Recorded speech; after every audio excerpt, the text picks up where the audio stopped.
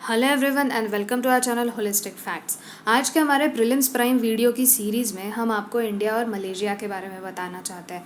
हमारा जो bilateral trade है ये हमेशा कंसिस्टेंट रहा है, पर from a past couple of months थोड़े से बोन ऑफ कंटेंशन क्रिएट हो चुका है दोनों ही कंट्रीज़ में, क्योंकि दोनों ही कंट्रीज़ ने एक दूसरे के ऊपर जो रिमार्क्स किए थे और फिर वो एक्शन और रिएक्शन जैसी सिचुएशन हो गई थी। तो हम अब इसको देख लेते हैं आगे अच्छे से। ठीक है, तो आप बने रहिए। अब हम ये देख लेते हैं कि अभी न्यूज़ में क्यों है इंडिया मलेशिया रिलेशंस।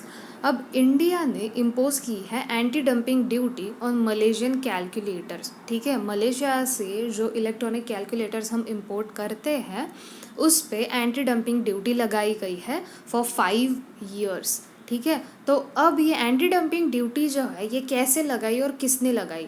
तो DGTR जो होता है, directorate general of trade remedies. ठीक है, ये बहुत इंपॉर्टेंट फैक्ट्स मैं आपको बता रही हूँ, तो आप इसे ज़रूर ध्यान दीजिएगा। Directorate general of trade remedies ये एपेक्स बॉडी होती है कि ये सब डेटा वगैरह कलेक्ट करके फिर गवर्नमेंट को बताएगी और फिर उसके बाद फाइनेंस मिनिस्टर डिसाइड करेगी कि हाँ अब हमें ये ड्यूटीज़ लगानी है या फिर नहीं लगानी है।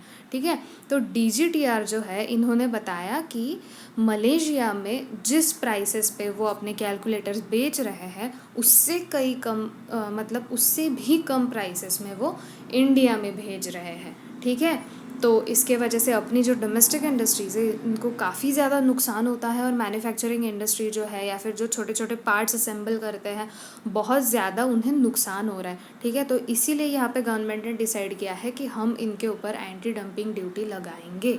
ठीक है, अब यहाँ पे हम देख लेते हैं कि मलेशिया एक्चुअली है कहाँ पे। अब ये हम देख सकते हैं कि ये हमारा प्यारा भारत है और यहाँ से साउथ ईस्ट एशिया के रीजन में मलेशिया लोकेटेड है। अब यहाँ पे आप अच्छे से देख सकते हैं कि वो थाईलैंड को बॉर्डर करता है और उसके बाद बीच में उनके साउथ चाइना सी है और मलेशिया की कैपिटल इज़ कुआलालंपुर। ठीक है, इंडोनेशिया और थाईलैंड से बॉर्डर करता है ये। ठीक है, तो इसे आप ज़रूर ध्यान में रखिएगा, मैप काफ़ी इंपॉर्टेंट हो जाता है। और अब हम देखते हैं directorate general of trade remedies के बारे में। ठीक है, तो इन्हें पहले directorate general of anti dumping and allied duties के नाम से जाना जाता था, पर 2018 में उनको रीनेम कर दिया गया उस पोस्ट को और फिर directorate general of trade remedies कहा गया। अब इसे एस्टैब्लिश किया गया था 1998 में। ठीक है, अब ये वर्क करता है in the department of commerce and industry of ministry of commerce and industry. ठीक है, मिनिस्ट्री ऑफ कॉमर्स के अंडर ये डिपार्टमेंट ऑफ कॉमर्स में काम करता है। ओके, अब यहाँ पे ये गवर्नमेंट को पूरी इन्फॉर्मेशन देता है कि हाँ हमारे डोमेस्टिक इंडस्ट्रीज़ को किस तरह से अफेक्ट कर रही है हमारा हमारा जो ट्रेड है या फिर हमारे जो इम्पोर्ट एक्सपोर्ट्स है ये हमारे डोमेस्टिक इंडस्ट्री को किस तरीके से अफेक्ट कर रही है।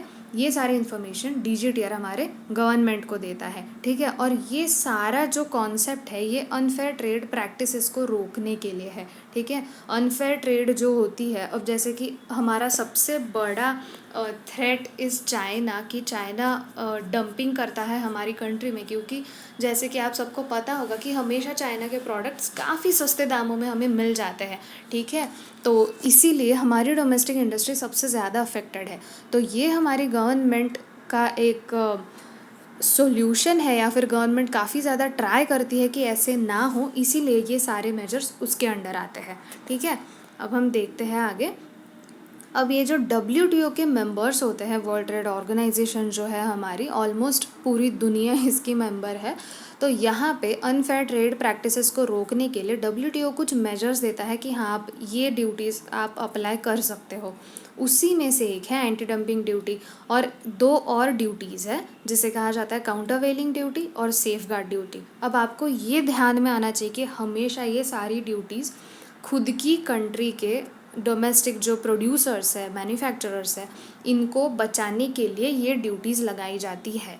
ठीक है, तो एंटी डंपिंग ड्यूटी में भी वही है कि अगर जो कंट्री एक्सपोर्ट कर रही है उनके खुद के रीजन में काफ़ी कम प्राइसेस में अगर कोई चीज़ बेची जा रही है तो उससे भी कम प्राइसेस में वो कंट्री हमारे मार्केट में उनके चीज़ें बेचेंगी, ठीक है। तो उन्हें तो फ़ायदा होगा ही, क्योंकि सस्ता है ये सोच के हम वही चीज़ें खरीदेंगे, और हमारे यहाँ पे जो मैन्युफैक्चर्ड चीज़ें होती है वो हम नहीं लेंगे, ठीक है।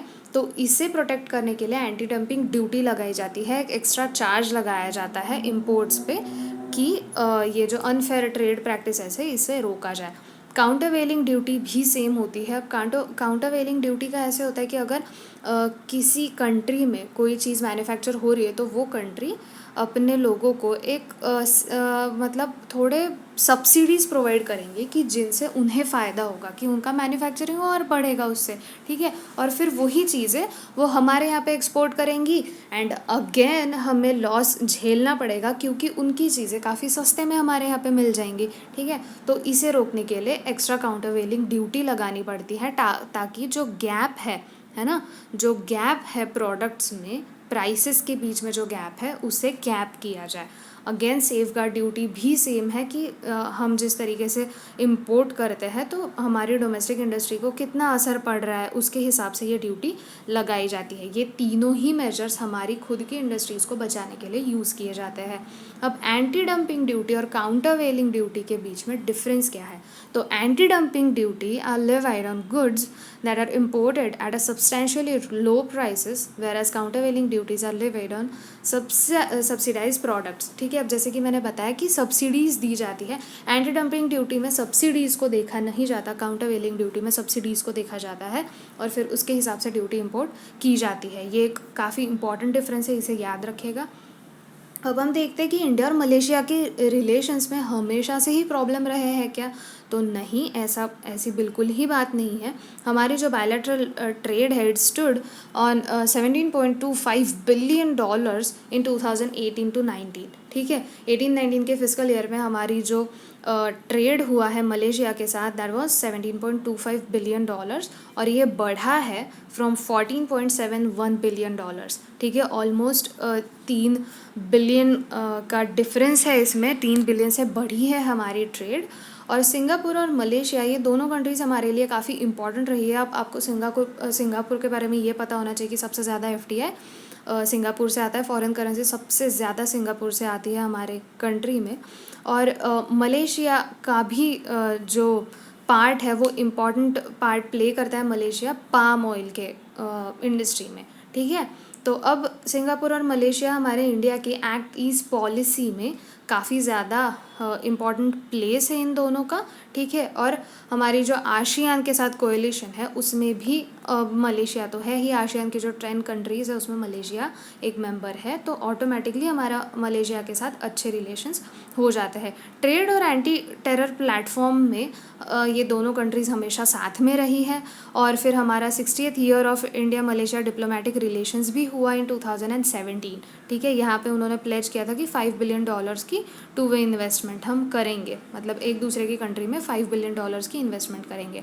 अब इंडिया एंड मलेशिया अब both signatories to the comprehensive economic cooperation agreement, कि ये FTA है, फ्री ट्रेड अग्रीमेंट है, कि फ्रीली एक दूसरे के गुड्स एंड सर्विसेज यहाँ पे इंपोर्ट एक्सपोर्ट होंगे और कोई प्रॉब्लम नहीं है।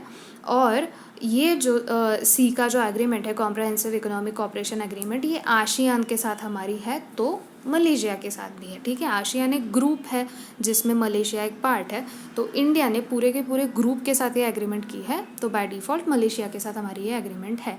Malaysia also happens to be India's 3rd largest trade partner. Important fact for your prelims examination as well as means, ठीक है। 3rd largest trade partner. It overtook Indonesia as India's biggest palm oil supplier in 2019. Malaysia जो है 3rd number पे आता है, I guess 3rd number पे आता है, 2nd या फिर 3rd नंबर पे, कि वो पाम ऑयल एक्सपोर्ट करता है, ठीक है। और इंडिया तो लार्जेस्ट एक्सपोर्टर है ऑफ एडिबल ऑयल, ठीक है। उसमें से 9% इज़ पाम ऑयल, ठीक है।